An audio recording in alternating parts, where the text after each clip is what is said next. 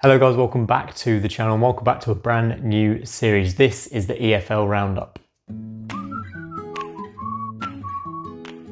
So guys, every weekend, every game week in the Football League, I'll be rounding up the weekend's action into a series of exciting categories featuring things like goal of the weekend, individual performance of the weekend, and of course team of the weekend, as well as looking back at some of the managers and their performances. So let's crack straight into it. And we start with the performance of the weekend from this weekend. I mean, there's only one team that can win this. Blackburn Rovers, what a performance they put in at Pride Park. Ran out 4-0 winners in the end. Tony Mowbray in charge there. They were absolutely superb. Bradley Johnson with 2 goals on his return to one of his former clubs. Adam Armstrong scoring yet another goal. Absolutely on fire. 6 goals in his last 5 games. And they just looked so good and so dominant against Derby. It really could have been more had it not been performance of the Derby goalkeeper. They had a really aggressive press going on. They played that 4-3-3 system with Adam Armstrong in the middle, then Brereton on the left, and the man I want to shout out, Tyrese Dolan, the 18-year-old on the right wing. He has been one of the standout youngsters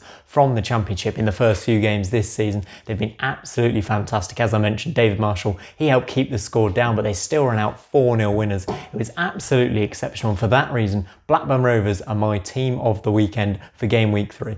Perhaps a bit of a left field pick for many of you here. We're dropping down to League 2 and we're looking at Scunthorpe United goalkeeper Rory Watson, who for me was the player of the weekend in the entire Football League. Save after save he made. Goalkeepers don't often get credit for what they do. He was absolutely exceptional. Made a really good close double range save and just keeping the shots out against Carlisle. They scored a 1-0 win, Scunthorpe, to get them off and running for the season. Their first win of the season and Carlisle's first defeat. And Rory Watson was absolutely superb. Check out his highlights if you haven't already on EFL Quest. Absolutely sensational. So yeah, you might not have heard of him, but Scunthorpe United keeper Rory Watson, you are the player of the week. Now we move on to manager of the weekend, and there's only one man who can win this for me, Veljko Puanoivic.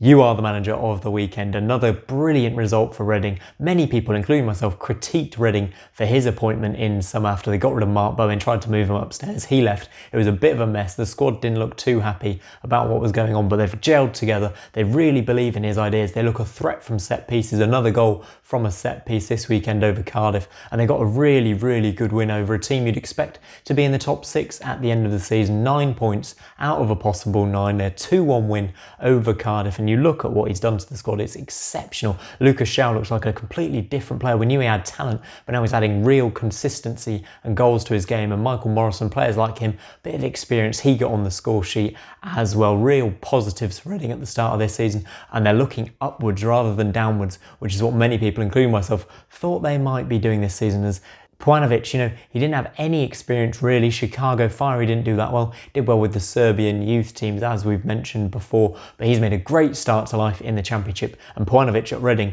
you are my manager of the weekend.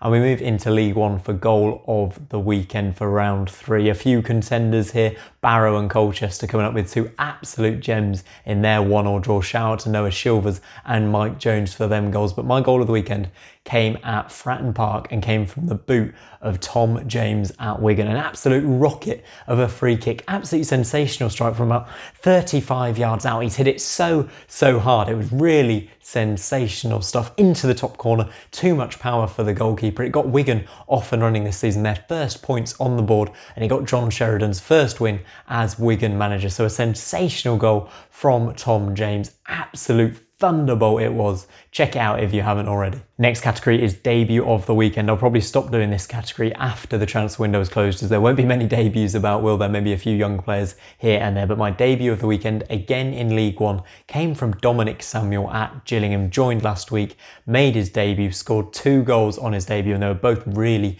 really good finishes. Steve Evans has brought him in. His last club was Blackburn, so he's done well to pick him up there. And he's had quality throughout his career. I think he's just been a bit injury hit, but his quality was certainly on show this weekend against another good team in League 1 in Blackpool. He hit the net twice and got off and running, and I really like the look of this Gillingham front 3 that they're playing. We've seen the quality of Jordan Graham already this season. He's been great. Verdane Oliver's such a handful, and now he's creating space for the likes of Dominic Samuel to come in and score these goals. So debut of the weekend goes to Dominic Samuel at Gillingham. Now on to the next category is Howler of the weekend. This can be anything, a slip up, an own goal, but this weekend it's gone to a referee because there weren't too many howlers this weekend in the Football League for the players, but the referee, Matt Donoghue at Preston, he sent off Tom Barkhausen for a slip really. If you watch it back, it was really, really unlucky. He flew into the tackle, slipped, his feet went from underneath him, and he was shown a straight red card, which really impacted the game. They lost 1-0 at home to Stokely. Gregory getting on the score sheet there,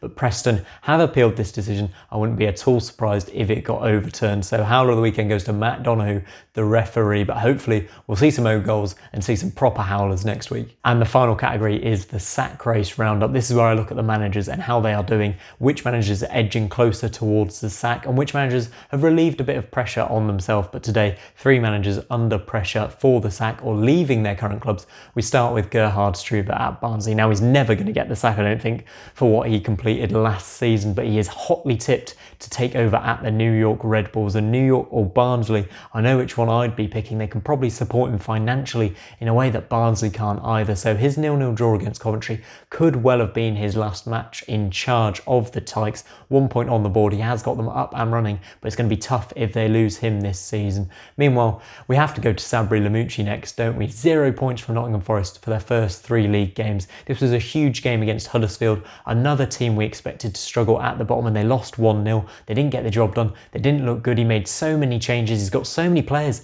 at his disposal, and yet again, Nottingham Forest lost. So Lamouchi, I think 1 or 2 more defeats in a row, and he could be out of the door. And we finish by talking about Kenny, Jackett and Portsmouth. 2 points they've got on the board from their opening 3 games, but they lost 2-1 to Wigan, and a Wigan side which many people think will be in the bottom 3 or 4 at the end of the season. So Kenny Jackett under more pressure from Portsmouth fans. It could be a couple more weeks of bad results for them before he gets shown the door. Of course, they lost in the playoffs last season, and Portsmouth need to be in the Championship, and they need to be in the Championship soon. So that is it, guys, from the EFL Roundup. I'm going to be doing these every week. I'm going to be posting them on a Sunday after Saturday's games, so they're a bit closer to the action. You can post your comments, post your reaction. I want to hear what you think down below, but this will be a weekly series every single week. If you like and subscribe, that would be absolutely great. But for now, guys, I will see you on the next one.